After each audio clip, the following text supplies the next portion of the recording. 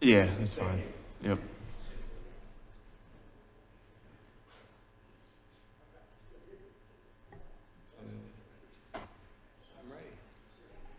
Okay, I would like to call to order this meeting of the Parks and Recreation Committee. President are myself, Commissioner Olszewski, Commissioner Skull, Pat Stasio, Township Manager Kate Kohler, Parks and Rec Director, and Solicitor Sean Kilkenny. First, I'd like to announce that the board met in executive session to discuss personnel matters. Okay. All right. Okay. First on the agenda, public comment, non-agenda items only.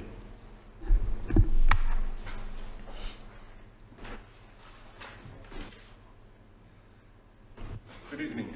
Hello. I am Jay Silverman. I'm a Waterland resident on Silver Avenue. I've been there about 28 years. I wanted to address the commissioners regarding the plans for Woodlawn Park, since that's apparently not an agenda item tonight. I hope I'm speaking at the right time. You are. Excuse me. I had a couple of concerns as I've been hearing from residents. One is the charcoal grills. It's a nice amenity, but there's a concern among residents whose homes abut the park that we have a large grassy area at Woodlawn Park that typically in the late spring to early fall gets dried out. It's not a huge leap of faith to think that some stray embers from a charcoal grill could ignite a fire in that grassy area that could endanger some of the homes abutting the park. And so I'd ask the commissioners to consider possibly not putting in the charcoal grills. Again, it's a nice amenity. It's nothing that is really, I think, needed. And I think the danger of it outweighs any advantage of having them there. The second issue, which was alluded to a little earlier perhaps, was that of parking. If I read my notes correctly, there are 38 parking spots in the new plan. Doesn't seem to be sufficient. I've heard from a number of residents that particularly the side street parking, but also parking on Division Avenue, gets very congested. And the belief is, and I don't have any hard data to back this up, but the belief is that most of that parking is taken up by non-residents of Upper Moreland Township. And residents are concerned about that. I thought I had, excuse me, was to put up signs limiting parking. Perhaps it's a no parking zone, perhaps it's a limited time no parking zone. That would in some way exempt residents and their guests from that consideration. But at least that way people who are coming and using the park aren't parking on the street all day and taking that space away from residents. That could involve some logistical concerns. How do we let the parking enforcers know what's a resident's car and what's not? We could have stickers printed up that one could put on a license plate that says Upper Moreland resident, or we could have a little sign made up that could be available at the township building, or it could be downloaded from the township's website that they could put in the rear window that says township resident. So again, those doing the park enforcement would know not to potentially ticket those cars. Is it, let me question the solicitor. It's a public street, public parking is permissible. is that something that would have to be enacted by ordinance if we were to change that? Yeah, I've been involved in other municipalities that have done like comprehensive parking studies and then done, permit parking for municipal residents. So that would take an ordinance and obviously a lot more detail and research if that's something the Board of Commissioners wanted to move forward with. I'll just further comment, because of my familiarity with Woodlawn. Right now, there is no parking lot at Woodlawn, and when there's baseball games, I think is when most of the vehicles come and park, block driveways and park on roadways.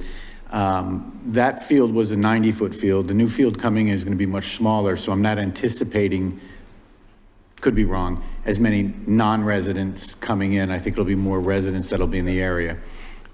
What I guess I would offer is perhaps we can build the park as is with the 38 spots and then take a look and see if it continues to be an issue. We are also talking about perhaps allowing parking on Division.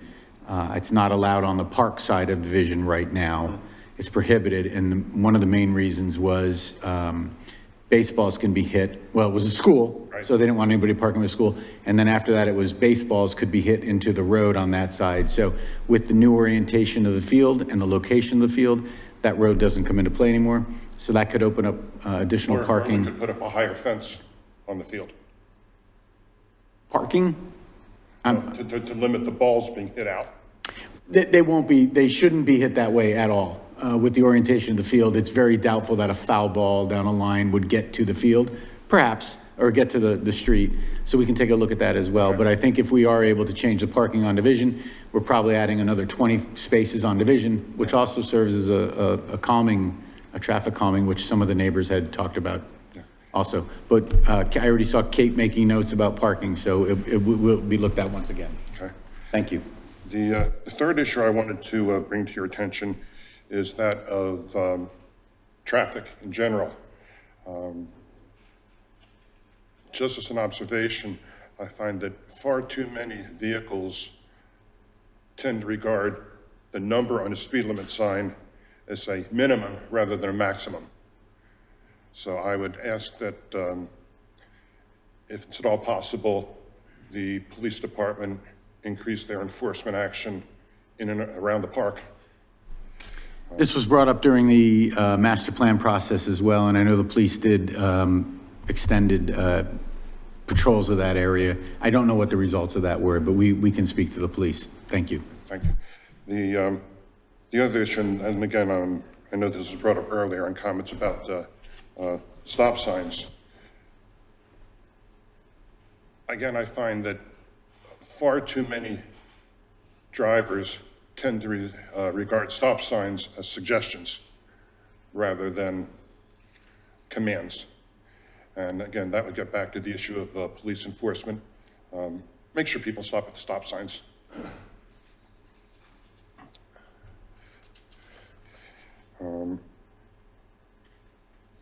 Two other points. One is regarding security at the park. The plan, if I believe, calls for storing park equipment township at the park. Back when it was a school, I am told there were several instances of break-ins at the school. I think putting expensive equipment at the park is almost an invitation to have people break in and steal or damage it. Probably not a good idea if we can find a reasonable alternative. We also had a big problem with the nets on the basketball rims, whether they were cord or whether they were steel chain, being stolen, torn down. I just think there's an issue there, and the more opportunity we give malcontents to create trouble, the more they're going to take it. So if we can find an alternative to the storage equipment, that would be great. And the last point I had was regarding the storm runoff. I see in the in the design, there is a plan for I believe you're calling it a rain garden. Are we comfortable that that's sufficient to hold probably more than what is expected of the runoff from the new paved areas?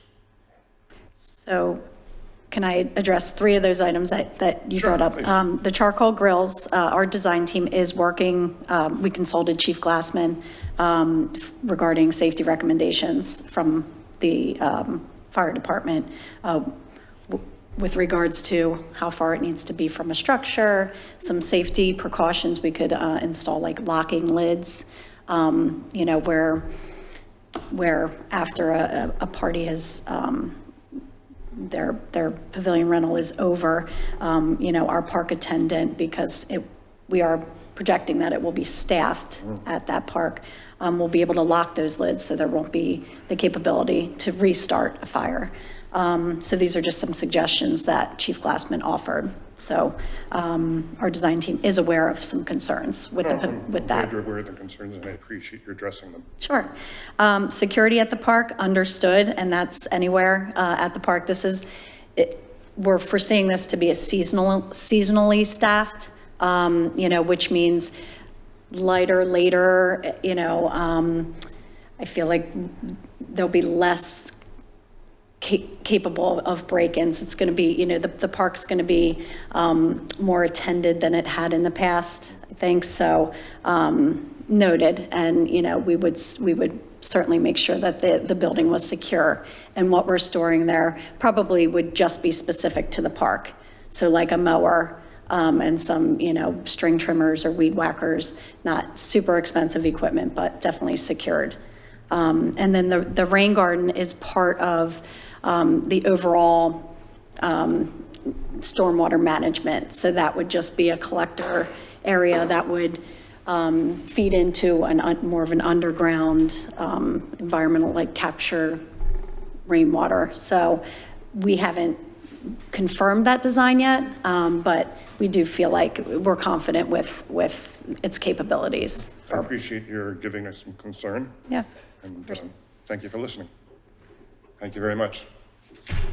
Thanks, Jay. Okay, any other public comment? Okay, we'll move on to the approval of the minutes from the May 12th meeting. Yeah, I have no concerns. Yep, fine with me as well. Any public comment or commissioner comment? Okay, we'll move on to the acceptance of the following monthly reports. First is the Parks and Rec report. Thank you, Commissioner. I just want to highlight a few things that our department has been up to in the month of May.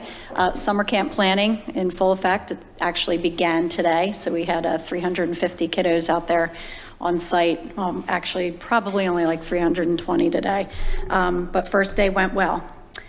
We also hosted a few park cleanups with some civic groups in the area, which we love. So if anybody has an organization you're a part of and would like to donate some time to help clean the parks, that would be great. We also supported and supervised the installation of a pollinator garden. The Upper Moreland EAC installed a pollinator garden at Mason's Mill Park. And they've been out there working hard to weed that and water that and make sure that that is a great amenity. Updates on our departmental projects, Woodlawn. We are planning to schedule a neighbor meeting, which would address some of the issues that were brought forward tonight. That we're hopefully doing that in July, where we'll go on site and talk to some of those neighbors about the design. Pico Powerline Trail project. We signed the proposal for bidding and construction, administration, and inspection services, so that's hopefully going to be moving forward. Veterans Memorial Park in SEPTA, there's no movement there. Farmstead Springhouse Restoration, we'll talk about that in a little bit on an agenda item. And Bonnet Lane, we are hoping to move forward with that in the next few weeks. That's the pole relocating in that park. Also, just to highlight Mason's Mill, the pergola that was currently there underwent some vandalism last month, so we ended up having to tear that down. We did rebuild it. It's more of a platform now, but still inviting to guests, and that's an area down by the pond that people enjoy. And at Farmstead Park, we planted the trees in the islands of the parking lot, which was part of the plan all along. So our team purchased 8 trees and planted them to help with stormwater management there as well. And yeah, special events that we had last month. We organized a bird box building event with Eagle Scout. And we are kickstarting our Reforester program out at Farmstead Park. That's in conjunction with Upper Moreland, PERT, and some other community volunteers. If you have any questions, I'd be happy to answer. I have none, but I'll wait to talk about the farmhouse. Yeah, I don't have any. Thanks, Kate. Thanks.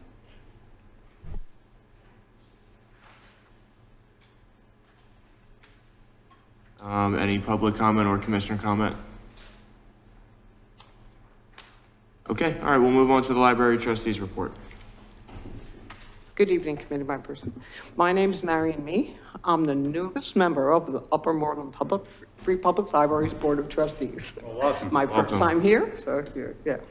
I am, just so you know, I am a resident of Upper Moreland for 35 years. I live on Turwood Road in Ward 6, and I am very happy to be here this evening and give a report on the library's activities. Now, I need these. Okay. The library's 2025 Summer Quest starts this week. Our theme this year is Color Your World. Summer Quest is the library's initiative to encourage continued learning and reading over the course of the summer months. We had 505 participants last year, 38% more than in 2023, and we're expecting to increase participation again this year. We also want to recognize our friends of the library for funding incentives and prizes for the participants of that program. Some upcoming events for our Color Your World theme include our kickoff party this Thursday, June 19th, from 5:30 to 7:30, with rainbow-themed snacks, crafts, and a bubble dance party. Okay, now the next one you're going to all be very excited about. There's a Bollywood dance project on Tuesday, on Tuesday, July 15th at 3 p.m. The groups will share information about India, Bollywood dance, and get everyone on their feet to dance. There's also a mad science project. It's called Fire and Ice, and that'll be on Monday, July 21st at 3 p.m. And this is an entertaining demonstration of chemical reactions, fantastic forces, and more, with lots of audience participation. Okay, now with the arrival of summer, we thought it would be a good time to just remind the community about our supervising children policy. Children 10 and under cannot be at the library without a caregiver present, and caregivers must remain with the children that are 6 and under. The library is holding a program with Dr. James Paradis tomorrow, June 17th at 10:30 a.m. to present one of the historical connections between Camp William Penn and Juneteenth. And lastly, we want to know we held our first ever volunteer fair for local community organizations during the Lions Club's Cool Car Shows this past Saturday. There were 8 organizations represented, including our library and the Human Resources Committee. Despite the weather and some miscommunication like with location, the event was well received, and we believe we can really enhance and improve upon it, and we really look forward to doing it again next year. Anyone have any questions? Okay. Thank you. Thank you.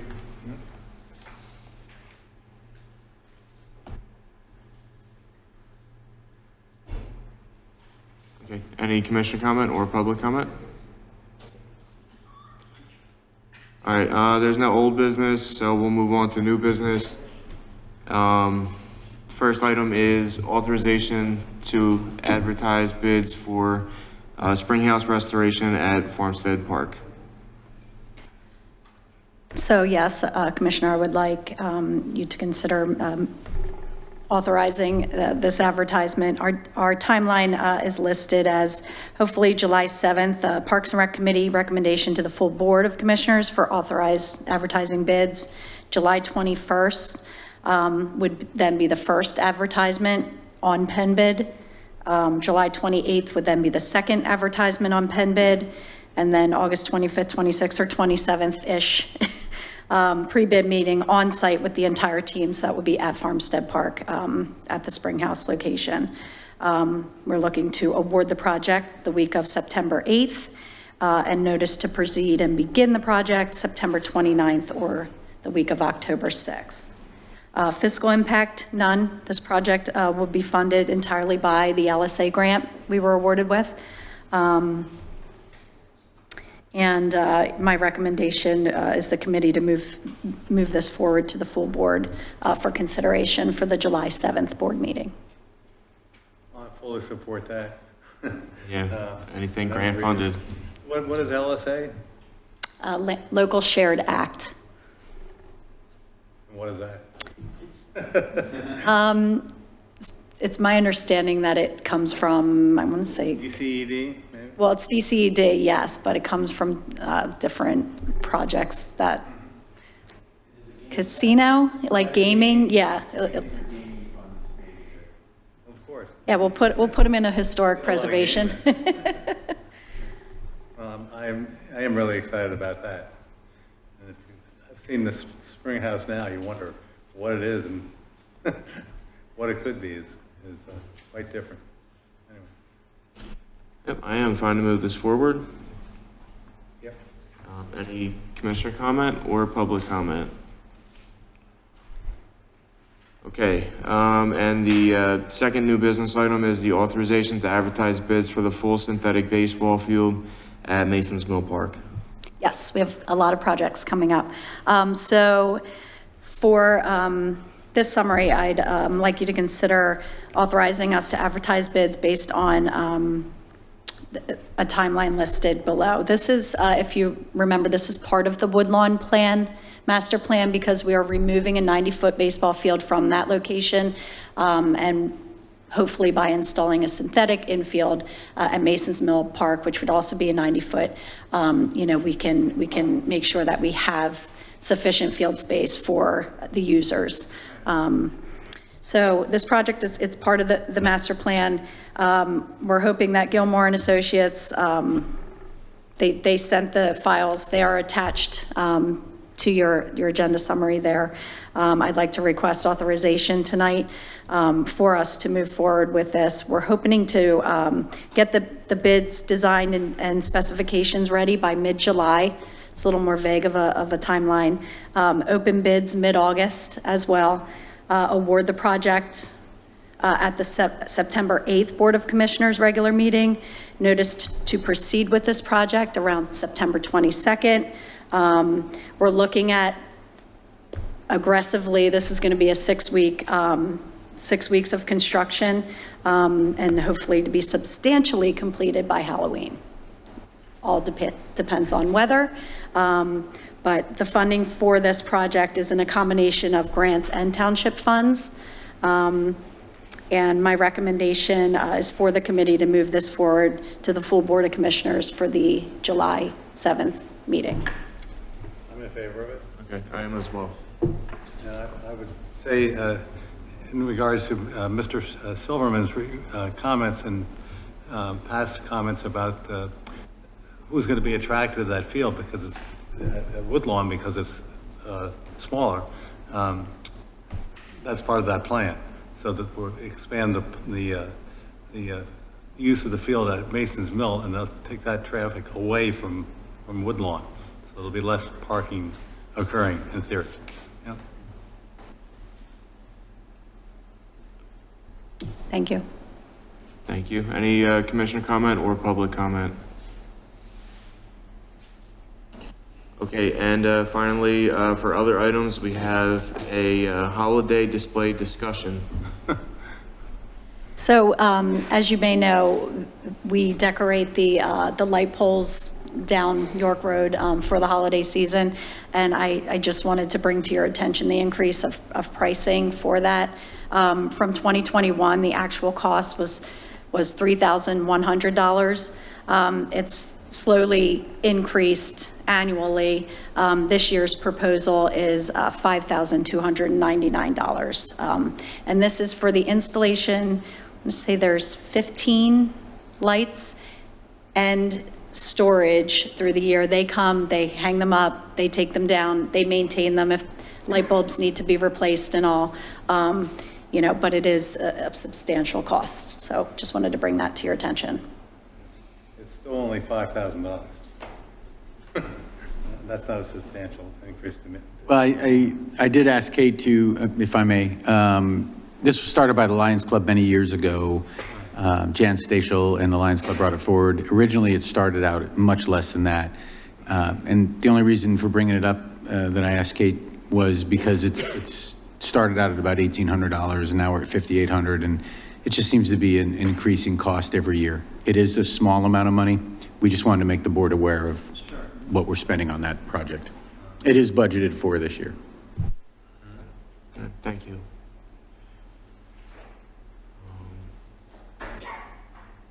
Okay, any commissioner comment or public comment? Okay, all right, with that, we're adjourned. Good night.